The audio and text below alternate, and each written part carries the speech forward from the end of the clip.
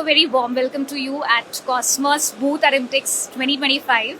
I would request if you can give us a quick introduction of yours. Sure. Hi, I'm Pilak Shah, COO of Harsha Engineers Limited, and we are into mainly making of bearing cages, and we supply to our esteemed customers like Timken, Schaeffler, SKF, NT, and so on.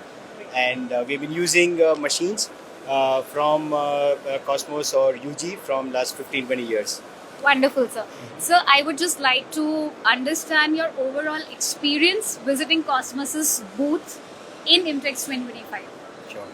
So I think this is my third or fourth time to visit in last 10 to 12 years. Okay. And I think if I look at the way things are becoming bigger and better, it's truly amazing. So I was just sharing with some of your colleagues this afternoon that earlier I carried an impression that Cosmos is mainly into trading business and maybe doing a little bit of manufacturing. But that perception today is completely changed when I see so many good applications and so much focus on futuristic machines, so much focus on futuristic industry that I am thoroughly impressed, by the stall and the presentation and the kind of detail that I got through the visit.